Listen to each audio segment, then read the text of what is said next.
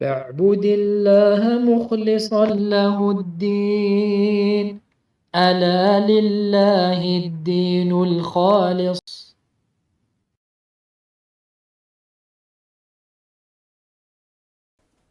إن الحمد لله نحمده ونستعينه ونستغفره ونعوذ بالله من شرور أنفسنا ومن سيئات أعمالنا من يهده الله فلا مضل له ومن يضلل فلا هادي له وأشهد أن لا إله إلا الله وحده لا شريك له وأشهد أن محمدا عبده ورسوله صلى الله عليه وعلى آله وأصحابه وسلم.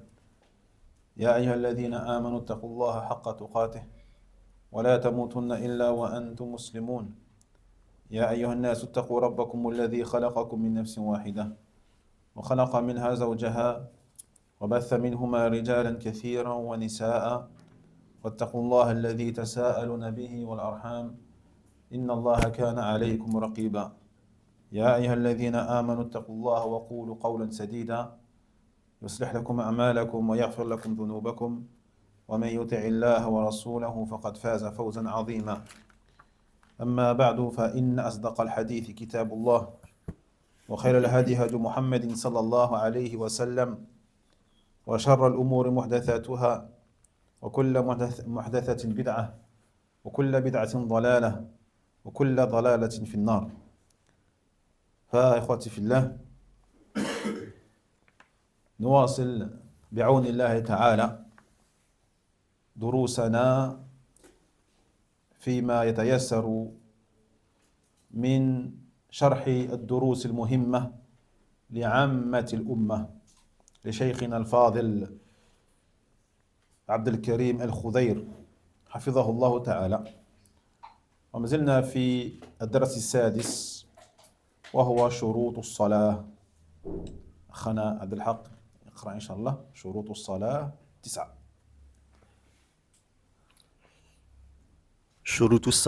الدرس السادس شروط الصلاة 9. شروط الصلاة 9: الإسلام والعقل والتمييز ورفع الحدث وإزالة النجاسة وستر العورة ودخول الوقت واستقبال القبلة والنية. نعم أحسنت. إذن قال هنا المؤلف رحمه الله إن للصلاة 9 شروط. 9 شروط. من يذكر لنا بما هو الشرط؟ بما هو الشرط. Qui nous rappelle c'est quoi une condition? Qu'est-ce que la définition de la condition? Mansour. ما يلزم من عدمه عدم ولا يلزم من وجوده عدم ولا وجود لذاته. أحسنت. بارك الله فيك. Donc, je vous rappelle la définition de la condition, car c'est ce qu'on est en train d'étudier. Donc, c'est important de connaître ce qu'est une condition pour comprendre de quoi on parle. C'est la base.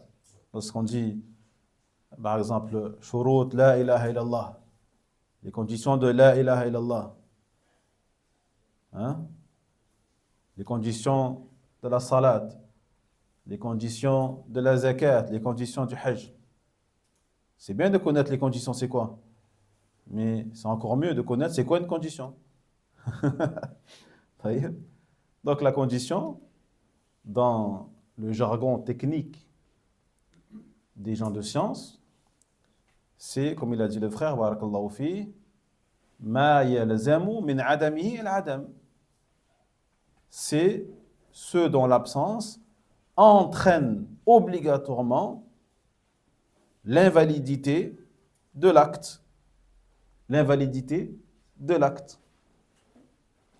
ولكنه لا يلزم من وجوده عدم ولا وجود لذاته. Mais dont la présence n'entraîne pas obligatoirement ni la validité ni l'invalidité en lui-même de la chose. C'est bon, إخوان؟ أيمن فهمت؟ أعطينا مثالا. أعطينا مثالا.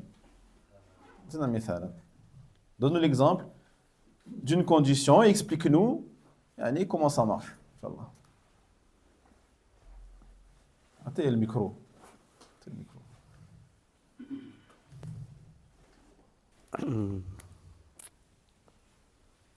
Bismillah. Donc regarde, parmi les conditions de la salat, de la prière, qu'est-ce qu'on a? L'islam, l'aql, le tamyiz, le fa'adat, izalat al-najas, c'est l'aura. T'as le choix, bismillah. Prends un et explique-nous.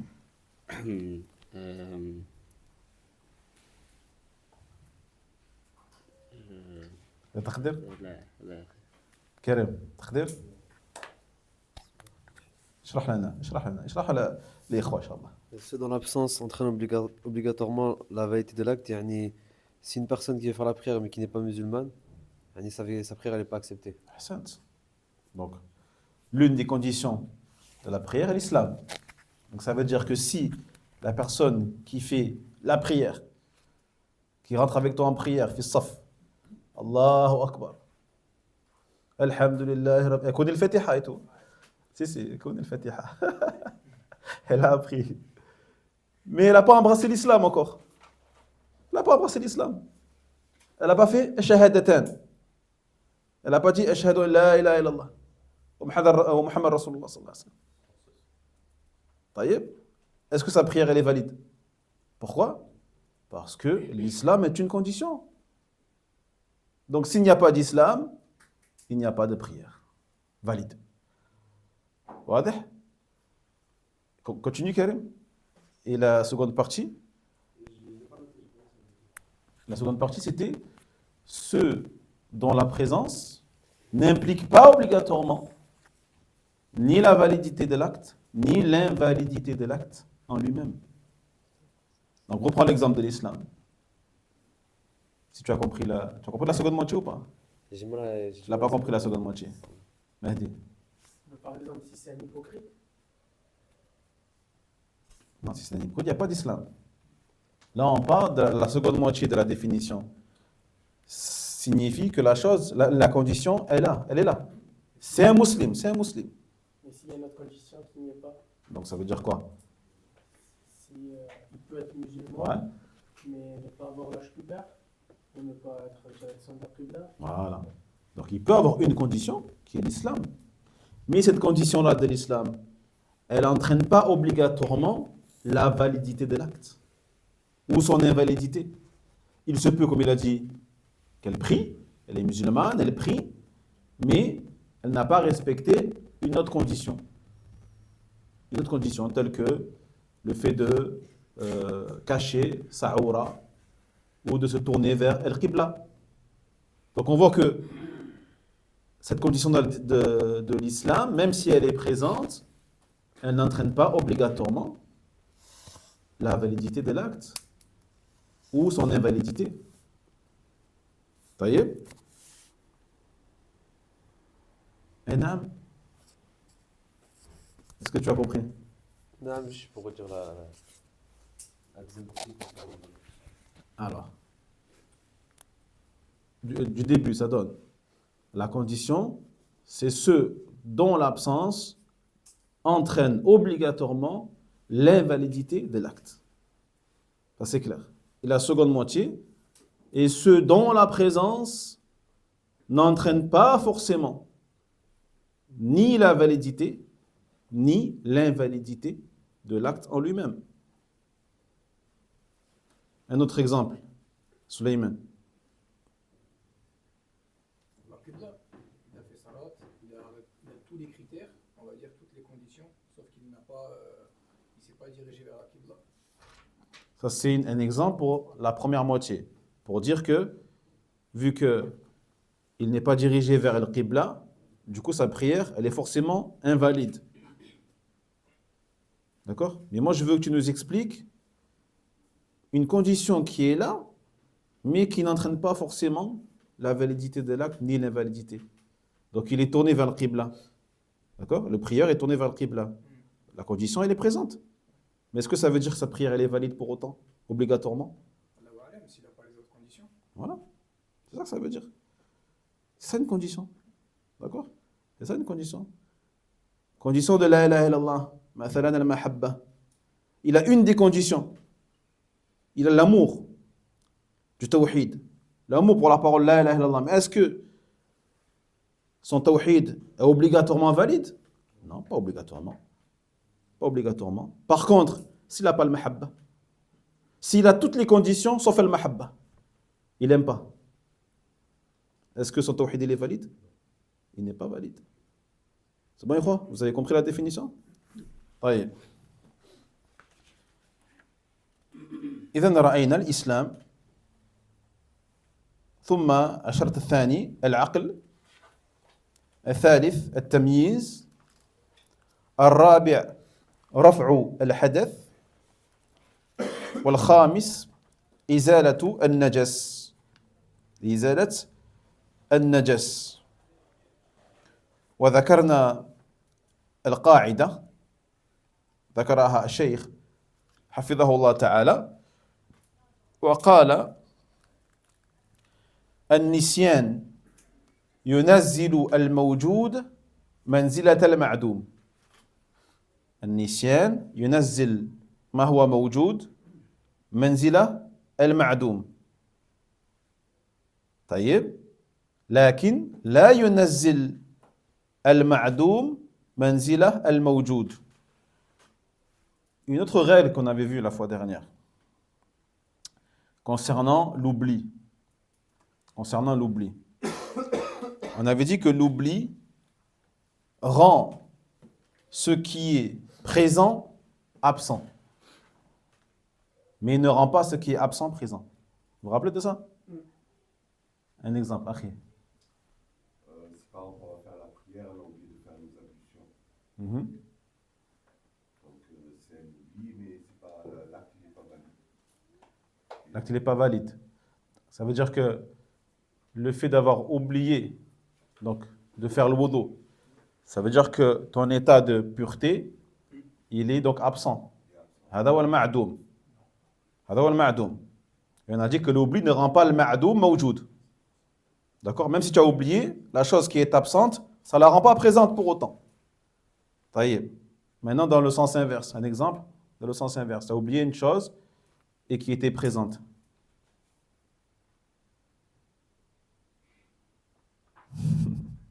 Vous avez tous la moitié de la réponse à chaque fois. Imran. Par exemple, un homme qui a une souillure sur le vêtement, et il a oublié de l'enlever la souillure, ça veut dire que sa prière est valide, car la présence. Parce que l'oubli rend la présence absente. D'accord? Quelqu'un qui prie, comme cela est arrivé au prophète Mohammed sallallahu alayhi wa sallam lui-même. Tu pries en ayant sur toi une souillure, mais tu étais ignorant de ça. Ou tu le savais, mais tu l'as oublié. Voyez, tu t'en es rappelé après la prière. Eh bien, ton oubli, elle rend la présence de cette souillure pendant la prière absente. Ta prière est donc valide. C'est bon, Ikhwan? Toutes ces règles, il faut les apprendre par cœur. C'est des règles dhahabiyya, comme on dit, min dhahab, en or. طيب ثم الشرط السادس ستر العورة. فالعورة بالنسبة للرجل من السرة إلى الركبة. من السرة إلى الركبة. فإذا صلى وقد بدا شيء من هذا القدر فإن صلاته لا تصح. صلاته لا تصح. On passe à la sixième condition qui est le fait de cacher al-awra. Al-awra. Donc al-awra, que certains traduisent par la nudité ou autre. Mais en vrai, c'est plus précis que ça, al-awra. Ça dépend de la personne. Un homme ou une femme, al-awra, elle diffère selon les personnes, même selon les âges. Les enfants, etc. Pas pareil. طيب. Donc al-awra, on va regarder le terme en arabe. Al-awra, donc la partie du corps à cacher pendant la salat, pendant la prière. Par rapport à l'homme, eh bien, comme cela est connu, c'est du nombril au genou. Du nombril au genou. Ça veut dire que celui qui prie, les épaules découvertes, torse nu, avec juste un izar cachant son nombril et ses genoux, صلاته صحيحة ناقصة. ناقصة ناقصة صحيح. الحمد لله قد تكون ناقصة لكن هي صحيحة elle est valide ta prière elle est valide. Par contre, celui qui dans sa prière dévoile une partie de cette partie-là qui est du nombril au genou, salatu batila. Sa prière elle est batila. D'accord? C'est pas exprès. C'est-à-dire, c'est pas exprès. Peut-être il a un vêtement qui est trop remonté pendant la prosternation et qu'il a laissé dévoiler quelque chose. Si il le remet de suite, alhamdoulilah. Mais s'il reste comme ça tout le long de la prière, et ça en montre trop, si c'est juste 1 centimètre, c'est toléré, Inch'Allah ta'ala. هذا شيء يسير في العرف. Mais si c'est une grande partie qui est montrée durant toute la prière ou une grosse partie de la prière, sa prière elle est battée là. Il faudra qu'il la refasse. Mais bon, celui qui a un qamis, il n'a pas ce problème déjà de base. Celui qui prie avec un qamis, il n'a pas de problème. خذوا زينتكم عند كل مسجد. Quand vous allez prier, mettez vos meilleurs habits, les plus larges et les plus beaux, les plus pudiques devant Allah tabarak wa ta'ala. Celui qui prie avec un qamis, il n'a aucun problème, alhamdoulilah, par rapport à ça. ويجب عليه ستر المنكبين أو أحدهما. يجب عليه ستر المنكبين أو أحدهما. لحديث لا يصلي أحدكم في الثوب الواحد ليس على عاتقه منه شيء. وفي لفظ ليس على منكبيه منه شيء. فستر العورة شرط لصحة الصلاة. لو تركه بطلت صلاته. وأما ستر المنكبين أو أحدهما فواجب. لو تركه صحت صلاته لكن مع الإثم.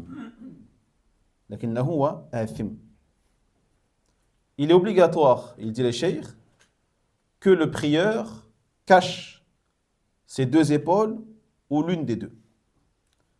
C'est là en vertu du hadith du prophète sallallahu alayhi wa sallam qui a dit ne priez pas avec un seul vêtement sans rien avoir sur l'une de vos épaules. Sur l'une de vos épaules. Et dans une version, il dit sans rien avoir sur vos 2 épaules. Taïeb. Donc le fait de cacher al-awra, on a dit, c'est une condition de validité de la prière. Donc celui qui prie sans respecter cette condition-là, elle est absente. Et qui dit condition absente, dit pas de prière. Quant à celui qui ne cache pas ses 2 épaules, ou l'une de ses 2 épaules, il dit le cheikh, il aura délaissé une obligation. Donc il aura commis un péché, car il aura enfreint un des ordres du prophète Mohammed sallallahu alayhi wa sallam lorsqu'il a dit La yusalli ahadukum fi thawbil wahid laysa ala atiqihi minhu shay. Ne priez pas sans que vous n'ayez sur une épaule un habit, quelque chose qui la couvre. Mais est-ce que sa prière, elle est valide? Oui, elle est valide. Elle est valide. Mais il aura commis un péché. Et il se peut donc que ce péché-là fasse que sa prière, elle est naqisa. Elle est diminuée au niveau de la récompense. أما عورة المرأة في الصلاة فجميع بدنها إلا الوجه. عورة المرأة في صلاتها فجميع بدنها إلا الوجه. إذا لم يكن ثم رجال أجانب.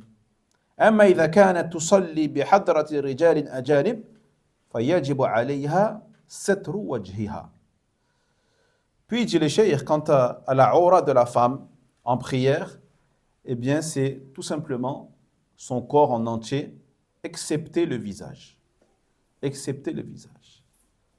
Sauf s'il y a des hommes étrangers qui pourraient la voir. Dans ce cas-là, dit le cheikh, il faut qu'elle doit il faut qu'elle voile son visage. D'accord? Donc ça, c'est l'avis des savants qui considèrent que le visage de la femme doit être caché. Doit être caché devant les hommes étrangers. طيب. وقال بعضهم إن الكفين لهما حكم الوجه فلو كشفت كفيها فلا بأس حينئذ. Et d'autres ils disent que les mains sont comme le visage durant la prière de la femme. C'est-à-dire qu'elle a le droit de les découvrir. De découvrir ses mains. طيب. Donc on voit qu'il y a plusieurs avis différents. Certains disent que la femme en prière doit tout cacher, sauf le visage. D'autres disent qu'elle doit tout cacher, sauf le visage et les mains. طيب. وألحق بعضهم القدمين وهو مذهب الحنفية. مذهب الحنفية. ومال إليه شيخ الإسلام ابن تيمية رحمه الله تعالى.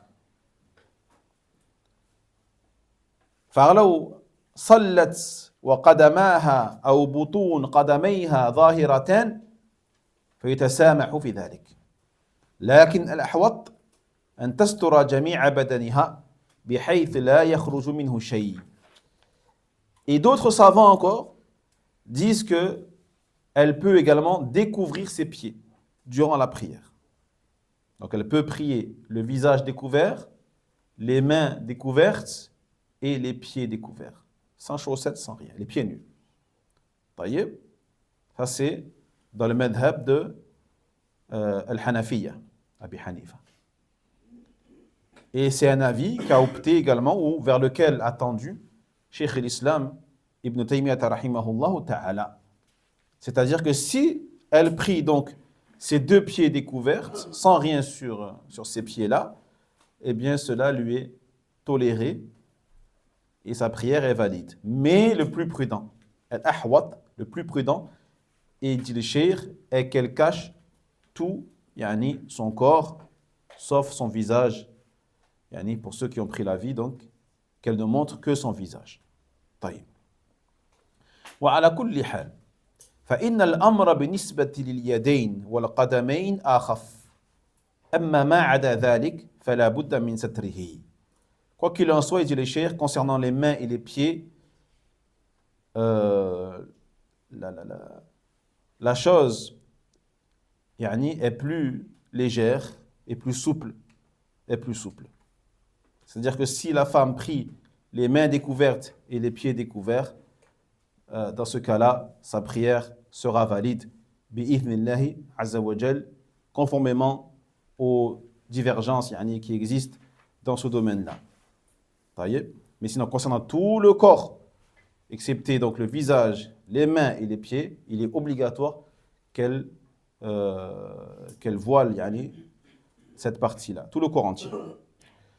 أما عورة المرأة عند النساء عورة المرأة بينهن فهي جميع بدنها عدا ما يظهر غالبا كالشعر وأطراف الساعدين والقدمين فعورتها عند النساء كعورتها عند محارمها عند أبيها أخيها عمها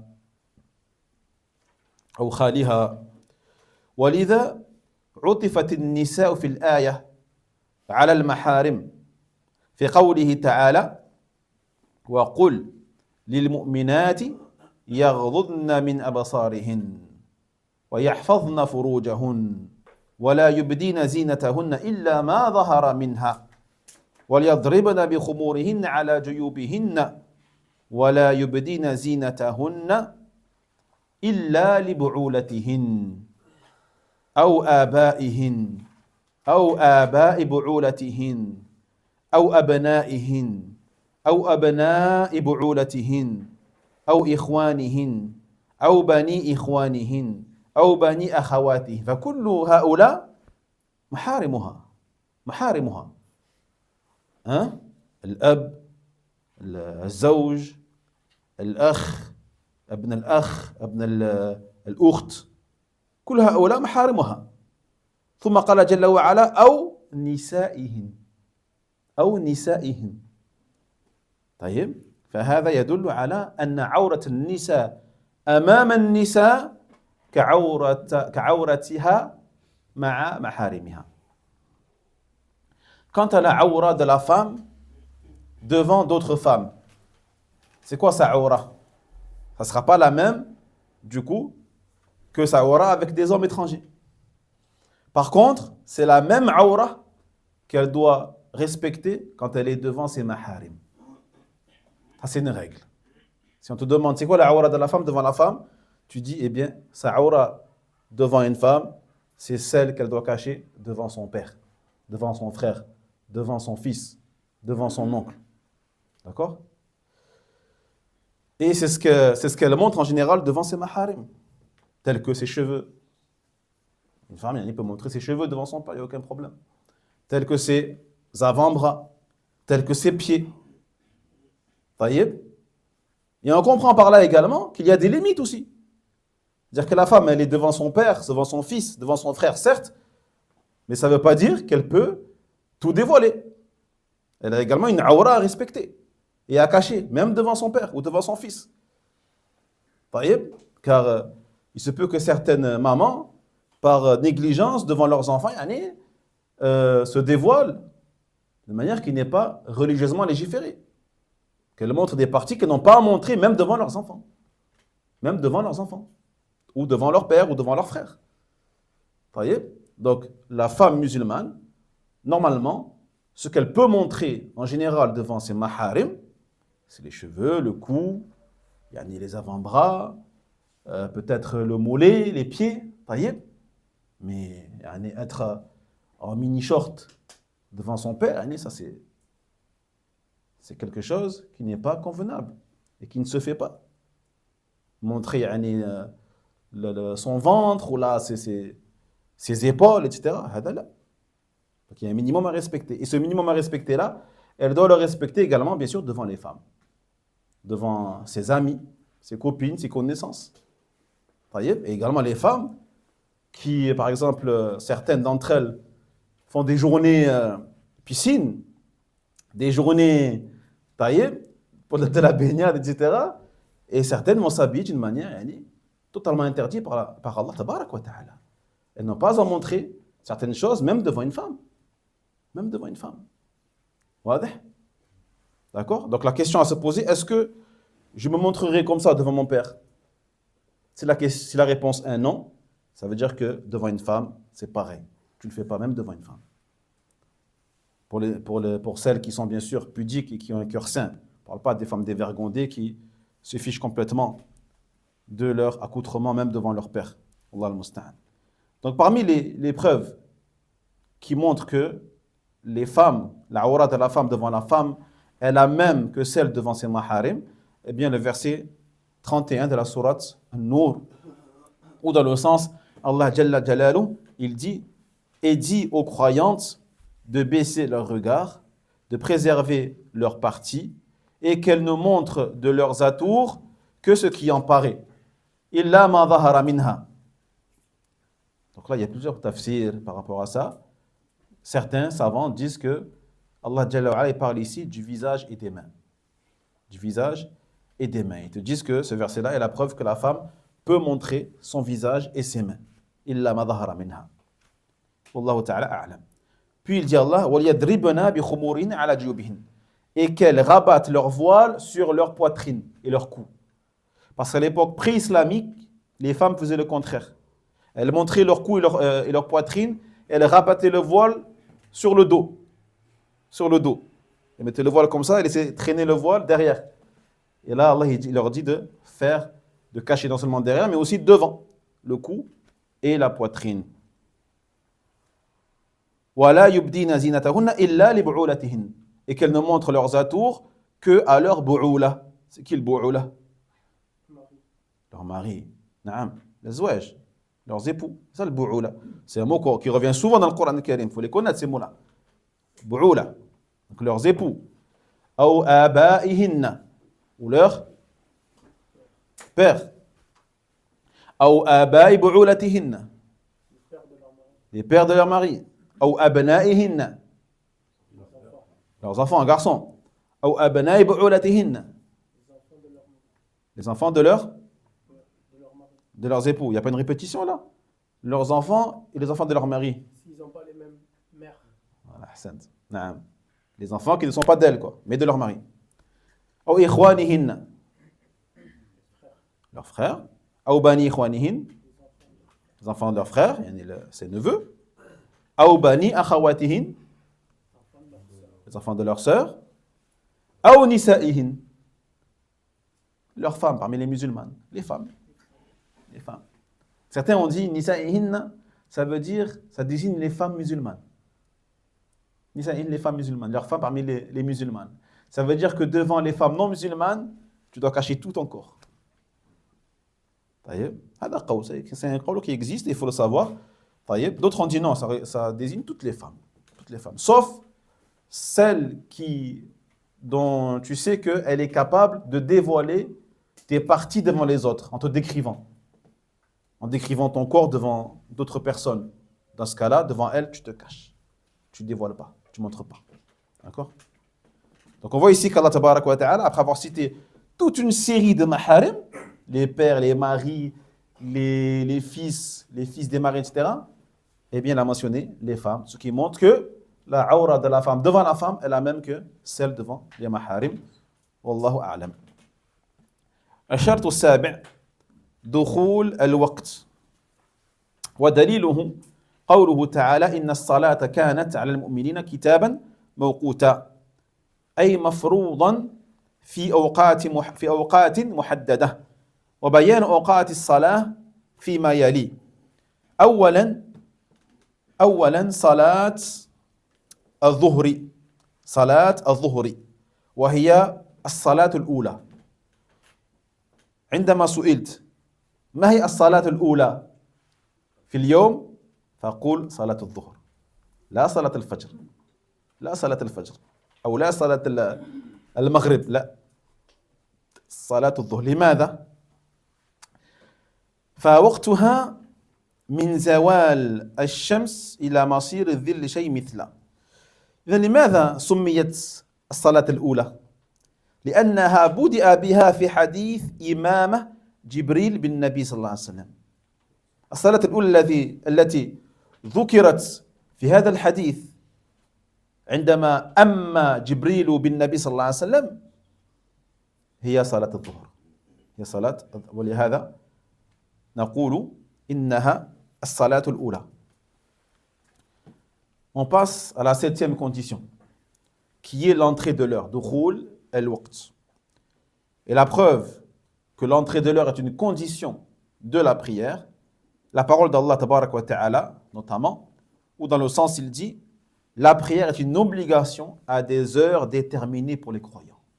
Kitaban mawqutan, à des heures déterminées pour les croyants. Taïeb.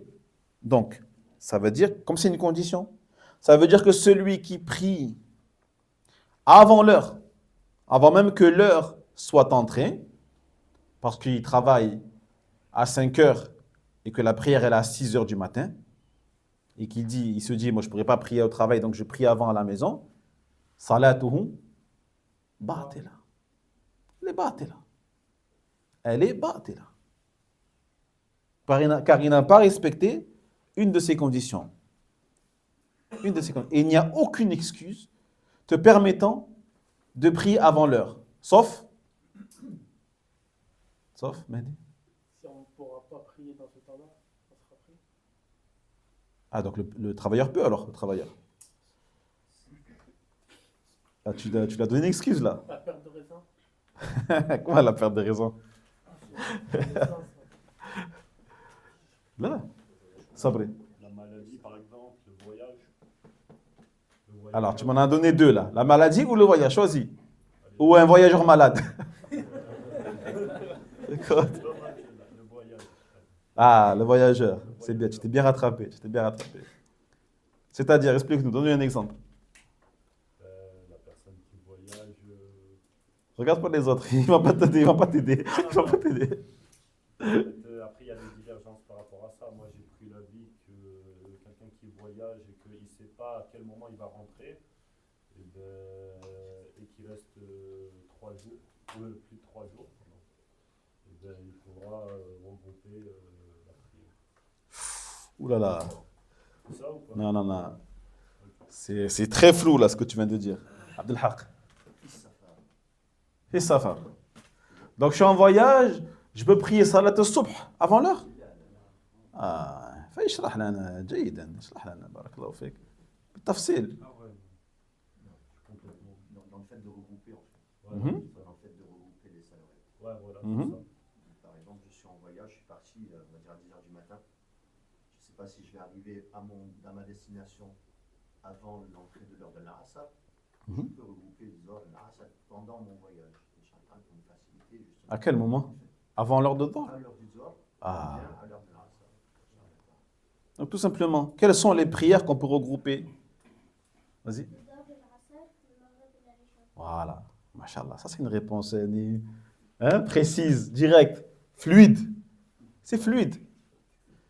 Donc tu peux regrouper soit al-Dhuhr avec l'Asr ou soit le Maghrib avec l'Isha. Donc tu as le droit du coup de faire l'Asr avant l'heure ou l'Isha avant l'heure. Ce qu'on appelle Jam' al-Taqdim. On a Jam' al-Taqdim, Jam' al-Ta'khir. Jam' al-Taqdim, le fait de faire Salat al-Dhuhr ou al-Asr avant l'entrée de l'Asr. Ou de faire al-Maghrib ou l'Isha avant l'entrée de l'Isha. هذا جائز للمسافر. Mais بتيسير من الله تبارك وتعالى. C'est une facilitation de la part d'Allah Jalla wa Ala. طيب. Mais c'est la seule la seule situation te permettant de faire ça. Ou le malade, naam. Ou le malade également. Celui qui est malade, il peut regrouper, selon sa situation et son état, les deux prières. J'avais demandé pour l'imam qui décide de regrouper quand il pleut. C'est une pluie violente. Il sait que les gens ont du mal à venir à la mosquée à cause de la boue, à cause du déplacement, etc. Il peut regrouper Jam' al-Taqdim aussi. Faire un Jam' al-Taqdim. Alhamdulillah. D'accord? Mais hormis donc tous ces exemples-là qu'on vient de donner, il est totalement interdit de prier avant l'heure. Et le travail n'est pas une excuse. Le travail n'est pas une excuse. Et si par exemple, quand on est en voyage, on est parti le matin, on arrive avant le Dhuhr. Et pendant toute la journée dans une ville, s'il rentre l'heure de Dhuhr, est-ce que juste après on peut regrouper le Asr ou tant qu'on n'est pas parti du lieu? Ah, t'es pas encore en voyage? Tu n'es pas encore en voyage? On est parti en voyage. T'es en voyage? Voilà. Ouais. Et arrivé sur place, on va passer une journée, on va dire. Ah, tu es arrivé à l'endroit où tu devais être, d'accord. Est-ce qu'on peut regrouper les deux ou les faire à l'heure Alors, il y a plusieurs avis, il y a plein d'avis même, plein d'avis. Et l'avis le plus fort, Allahu A'lam, ça dépend du nombre de jours pendant lesquels tu vas rester là-bas. Tu vois? Et il dit, si tu restes plus de 4 nuits et 4 jours, dans ce cas-là, dès que tu arrives sur place, tu n'es plus voyageur. Tu n'es plus voyageur. Tu es voyageur sur la route, mais dès que tu arrives à destination, dans la ville où tu t'es rendu, tu n'es plus voyageur si tu as l'intention de rester plus de 4 nuits. D'accord? Dans ce cas-là, donc, tu ne pourras plus regrouper. Tu ne pourras plus regrouper ni raccourcir. C'est bien, quoi? Alors, premièrement, on va parler de la première prière du jour. Donc, beaucoup auront tendance à dire c'est la prière d'Al-Fajr. Mais les ulama, ils disent non. Lorsqu'on dit la première prière, eh bien, on parle de Salat al-Dhuhr. Pourquoi? Eh bien, par rapport au hadith, dans lequel on apprend que lorsque Jibril alayhi salam est venu enseigner au prophète sallallahu alayhi wa sallam comment prier, mais aussi les heures de prière. Le début de chaque prière et la fin de chaque prière. Donc il est venu diriger la prière pour le prophète sallallahu alayhi wa sallam 2 jours. Le premier jour, il est venu aux heures du début de chaque prière Et le lendemain, il est revenu et ils ont prié à la fin des heures de chaque prière. Pour lui montrer donc la période de chaque prière légiférée. D'accord? Et la première prière qui a été évoquée dans le hadith, c'est la prière de Dhuhr. C'est pour ça que nous disons que c'est la première prière. Donc il dit le cheikh, hafidhahullah ta'ala, l'heure de salat al-Dhuhr commence min zawal al-shams, lors de la déclinaison du soleil. Lorsque le soleil commence à décliner. D'accord? Le soleil se lève à l'est, puis ne cesse donc de monter dans le ciel jusqu'à arriver à un sommet. Ce sommet-là, on l'appelle le zénith en français. D'accord? Et dès qu'il commence à décliner de l'autre côté, vers l'ouest, c'est-à-dire qu'il redescend de ce sommet, c'est le début de la prière de Dhuhr. C'est le début de la prière de Dhuhr. D'accord? Il monte, il monte, il monte, il monte, il monte. Il arrive à un max, puis il redescend. Dès qu'il redescend, là, dès qu'il commence à peine à redescendre, c'est le début de Dhuhr. Et c'est quand sa fin? Ila masiri dhilli shay'i mithlah. Lorsque l'ombre de la chose, ou d'une chose, l'ombre, ton ombre, ou l'ombre d'un bâton, d'un poteau, quelque chose de vertical, c'est plus simple à voir, atteint la longueur de cet objet. Lorsque l'ombre de l'objet atteint la même longueur que cet objet. Mais on va détailler parce qu'il y a quand même des choses qui peuvent te tromper. J'explique. Parce que lorsque tu as, par exemple, une bouteille comme ça, d'accord?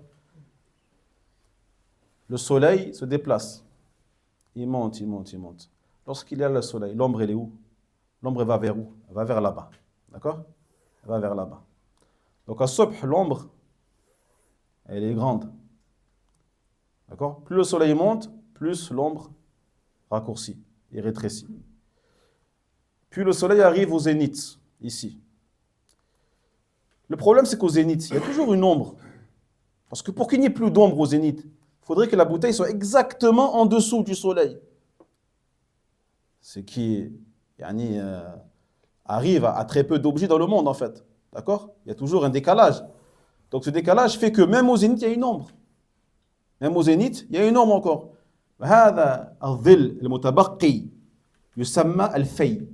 Cette ombre-là, ce résiduel d'ombre, on l'appelle le fay en arabe. Et ce fay-là, il faut le prendre en compte. Parce que si ce fay, cette ombre-là résiduelle, il fait par exemple 1 mètre, et que la fin de Dhuhr, tu vois l'ombre, elle est égale à la bouteille, ou plutôt lorsque tu vois que l'ombre a atteint la taille de la bouteille, est-ce que ça veut dire que c'est l'heure de la fin de Dhuhr? Non, parce qu'il faut prendre en compte cette ombre-là résiduelle qui était présent au zénith. Je vous ai perdu, non? Non, parce que j'ai remarqué ça. En Afrique, les zéniths le voient précis. Mais ici, la façon de l'expliquer, ça... Eh oui, parce que les endroits, ce n'est pas les mêmes. Il se peut que là-bas où tu étais, il se peut qu'au zénith, il n'y a presque pas d'ombre. Donc c'est facile à calculer.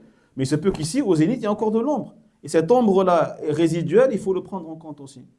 Donc si, par exemple, cette ombre-là résiduelle fait 50 cm, la bouteille, je dis n'importe quoi, fait 1 mètre. D'accord?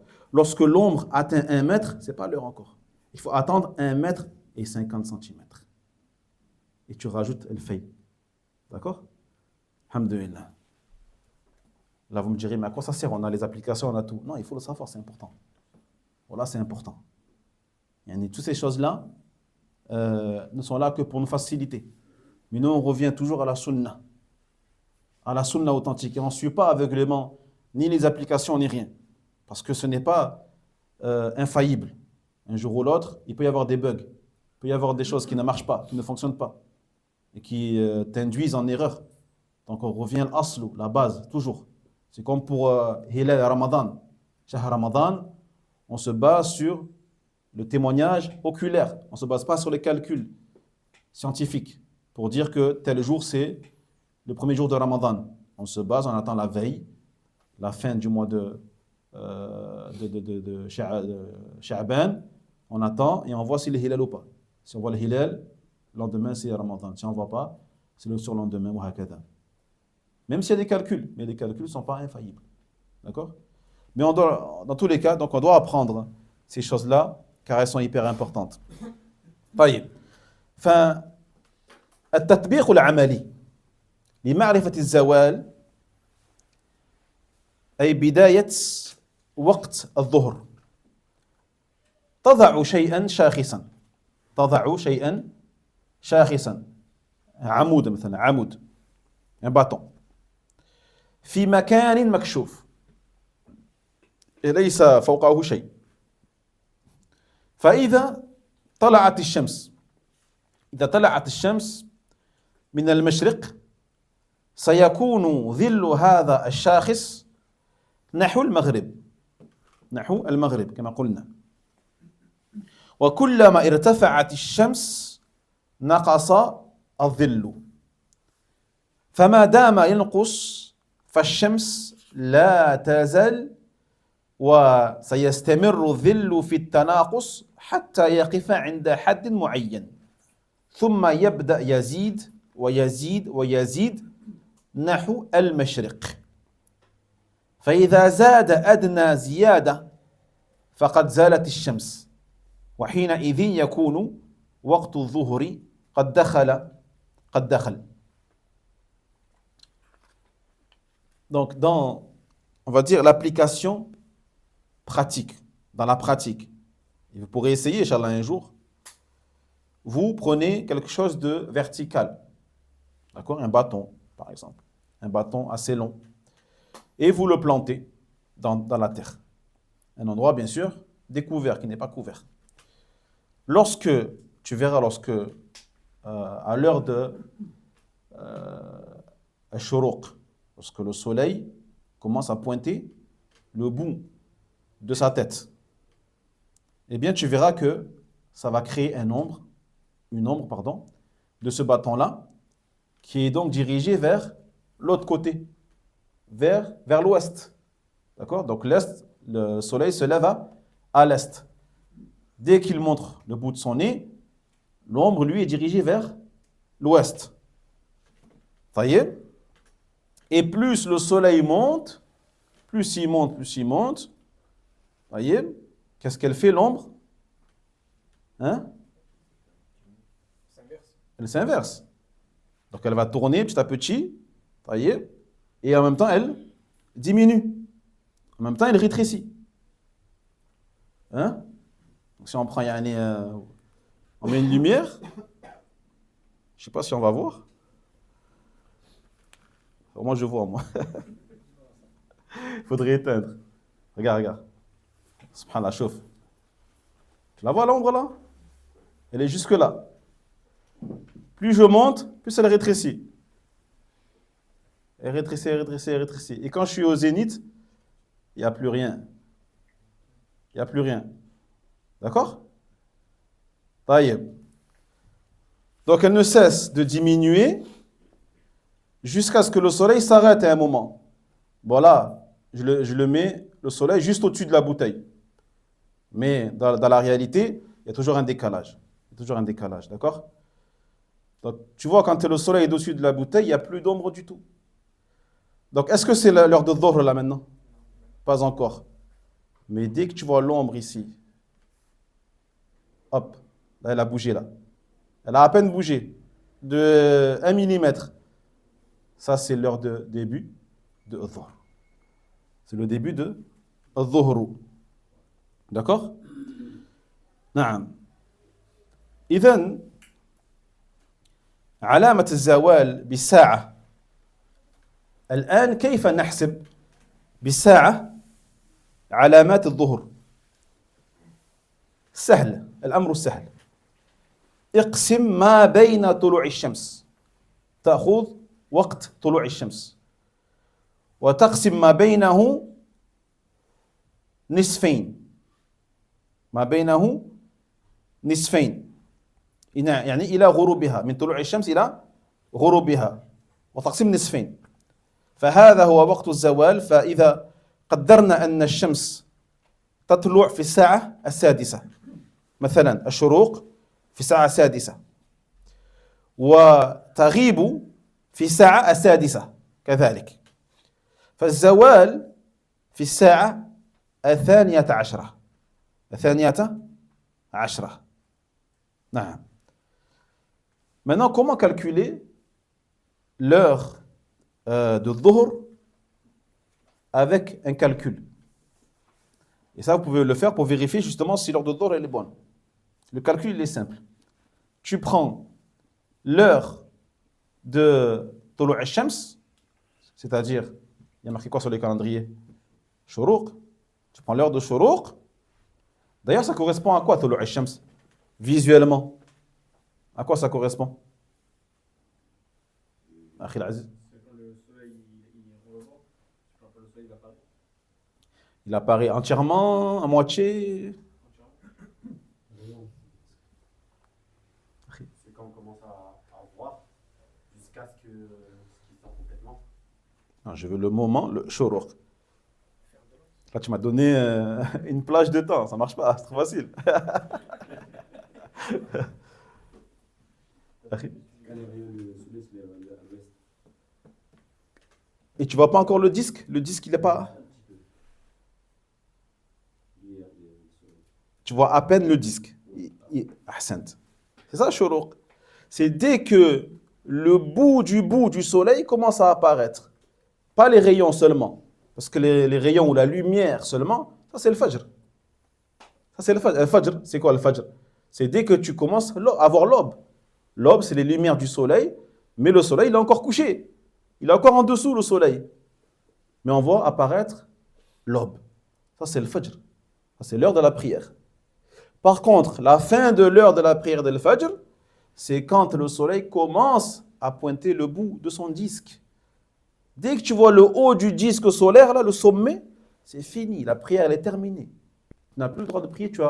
Si tu n'as pas prié volontairement, eh bien, tu auras commis un péché très grave. D'accord? Souvent, on attend pour faire les prières après le lever de soleil. Et souvent, les frères, ils attendent Shuruq, ils voient écrit sur le compteur, et là, ils se mettent à prier pour faire Duha ou les prières. Ça, c'est un autre sujet encore. Ça, c'est le sujet de Awqat al-Salat. Al-Manhiyu anha. Les périodes où il est interdit de prier. Et parmi ces périodes-là, ces temps-là, juste après Shuruq. Juste après Shuruq. Donc, tu dois, même si Shuruq il est arrivé, tu ne peux toujours pas prier jusqu'à ce que le soleil soit bien au-dessus de l'horizon.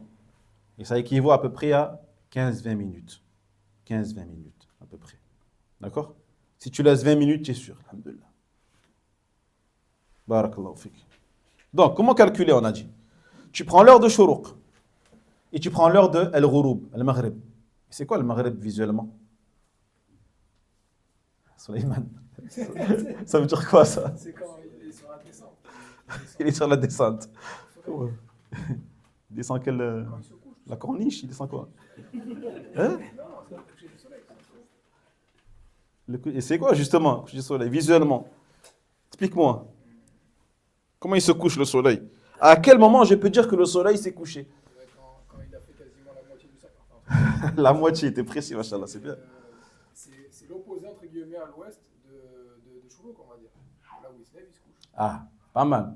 Donc, on a dit le Shuruq, c'est quoi? Comme un cercle. C'est dès que. Hein? Comme un cercle qu'on coupe en deux. Là. Akhil. Il a dépassé l'horizon. Dès qu'il est monté, il a fait son cercle. Ouais. Après, il a dépassé l'horizon comme il dit. C'est comme un cercle qu'on coupe au milieu. Dès qu'il a dépassé Mais pourquoi en deux? Il faut une preuve, les frères, pour dire en deux. Pourquoi ce serait pas le tiers, ou là, les 2 tiers, ou les 8e? Mais non. Arrive au fond. C'est quand le disque il disparaît. Voilà. C'est quand tu ne vois plus le soleil. C'est quand il a complètement disparu, c'est le Maghrib. Subhanallah. Heureusement que les téléphones, ils existent. Hein. Si tu es au bord de la mer et que, alhamdoulilah, Allah il t'a permis de voir le coucher du soleil, qui est une vision magnifique, masha'Allah. et que ton téléphone il a sonné, bip bip, ça y est, c'est l'heure de Maghrib, mais tu vois encore le disque solaire, ne prie pas, mon frère. Même si le mu'adhin il fait l'adhan, tu entends l'adhan, Allahu Akbar, et tu es en train de jeûner, et tu manges. Ça craint. Il est devant tes yeux, le soleil. Il n'y a pas d'erreur possible. Il faut que tu attendes que le soleil, le disque est complètement disparu. C'est ça le Maghrib. C'est ça le Maghrib. Donc, on revient à Dhuhr. Tu prends l'heure de Shuruq, tu prends l'heure de Maghrib et tu divises en deux. Et c'est ça l'heure de Dhuhr. Donc, si l'heure de Shuruq, c'est à 6 heures du matin, et l'heure de la Maghrib, c'est à 18 heures. C'est quoi la moitié? C'est à quelle heure? À midi. Parce que ça fait 12 heures. Donc, divisant, ça fait 6. Ça tombe à midi. C'est bon là? On est bien là ici, à Toulon? Faites le calcul, c'est quoi les heures là? Normalement, c'est bon? Aïe, je vais tout vous tuer là. Alors, on a 6h22. Ah, pardon, c'est Fajr ça. Il faut voir Shuruq. 7h38. 7h38 et le Maghrib 19h10. Allez, faites les calculs, les croix. Alors, on va dire 8h, on arrondit à 8. D'accord? Jusqu'à 19h. Ça fait combien? 11h? Hein? Ça fait 11h en tout. Divise en 2. 5h30? 5h30. Taïeb. 5h30. Donc 6h, tu fais 7h38 plus 5h30. Enfin 8h, allez. 9, 10, 11, 12, 13. 13h30. On est bien ou pas? On est bien. 13h25. C'est bon. Ne vous inquiétez pas, il n'y a jamais d'erreur. Donc par rapport à ça, alhamdoulilah. Taïeb. C'est bon? Le calcul, c'est Shuruq divisé par Maghrib. Non. En fait, tu prends la durée qu'il y a, la durée, ouais, c'est ça, la durée qu'il y a entre Shuruq et le Maghrib, et tu divises en deux. Voilà. فإذا كانت تطلع الشمس في الساعة 7 وتغيب في الساعة 8 فزوال الساعة 1 وهكذا. Autre exemple, si le soleil se lève à 7 heures du matin et il se couche à 8 heures, الزوال sera à 13 heures. الزوال sera à 13 heures. وهكذا الحمد لله. جيد. أما نهاية وقت الظهر فهو إلى أن يصير ظل كل شيء مثله أي طوله بعد الظل الذي زالت عليه الشمس. فتطبيق عمل لمعرفة نهاية وقت الظهر فنرجع إلى الشاخص العمود أو قراراتنا الذي وضعناه قبل قليل ولنعرض أن طوله 1 متر مثلا فنلاحظ أن الظل قبل الزوال يتناقص شيئا فشيئا إلى أن يقف عند نقطة معينة فنقوم مثلا بوضع إشارة عند هذه النقطة. طيب éteins s'il te plaît. الشمس تقف ها هنا أو تقف هنا مثلا تقف هنا الظل هنا. طيب فنضع نقطة مثلا هكذا. جيد. ثم يبدأ في الزيادة إلى الشرق وعندها دخل وقت الظهر كما ذكرنا. ثم يستمر الظل هنا يطول شيئا فشيئا حتى يصير طول الظل وسيكون مترا واحدة ابتداء من النقطة التي وضعت عندها الإشارة. أما الظل الذي قبل الإشارة فلا يحسب، وهو ما يسمى بفيء الزوال، وهنا يكون قد انتهى وقت الظهر ودخل وقت العصر بعده مباشرة. طيب, maintenant, la fin de l'heure de dhuhr en pratique. Comment on fait en pratique? Eh bien, on reprend notre bâton ou notre bouteille. D'accord? Et qu'est-ce qu'on fait? On regarde. On regarde. Et tout à l'heure, on a dit donc que le début de dhuhr, c'est lorsque tu vois que l'ombre, après avoir rétréci, commence à se rallonger de l'autre côté. Dès qu'elle commence à se rallonger de l'autre côté, c'est le début de dhuhr. Donc imaginons que notre bâton fait 1 mètre. D'accord? Et lorsque le soleil, donc on a dit, s'arrête au zénith, il reste encore un résidu d'ombre. Dans ce cas-là, qu'est-ce que tu fais? Tu peux mettre un repère, un caillou. Tu prends un caillou et tu mets un repère à cet endroit-là. D'accord? Tu mets un repère. Ensuite, donc l'ombre, elle va commencer à se rallonger, à se rallonger, à se rallonger, etc. Jusqu'à ce que cette ombre-là atteigne la même taille que l'objet. Cette ombre-là atteint la même taille que l'objet. C'est-à-dire 1 mètre. D'accord? C'est-à-dire 1 mètre. Mais en partant du repère que tu as posé. En partant du repère que tu as posé. Donc si le repère, il est là, par exemple, tu commenceras à regarder les 1 mètre à partir du repère, pas avant. Pas à partir de l'objet. Sinon tu seras trompé sinon. D'accord? Donc dès que l'ombre atteint la taille de l'objet, à partir de ce repère, ça sera la fin de dhuhr. Ça sera la fin de waqt dhuhr. D'accord? Donc si par exemple on a dit l'ombre résiduelle fait 30 cm, il faudra attendre 1 mètre et 30 cm à partir de l'objet pour connaître vraiment la fin exacte de l'heure de dhuhr. Alhamdulillah. Ça c'est des choses que tu peux pratiquer et voir de tes propres yeux. D'accord? Si bien sûr tu as l'occasion de te retrouver à l'extérieur, à des endroits où tu peux témoigner de ces choses-là, alhamdulillah.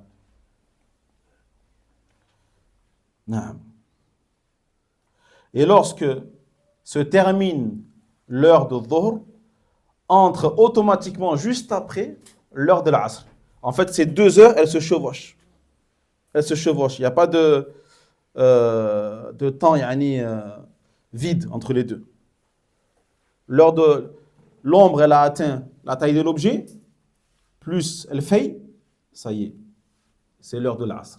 C'est le début de l'asr. Donc tu peux prier l'asr, alhamdulillah. واضح؟ جيد.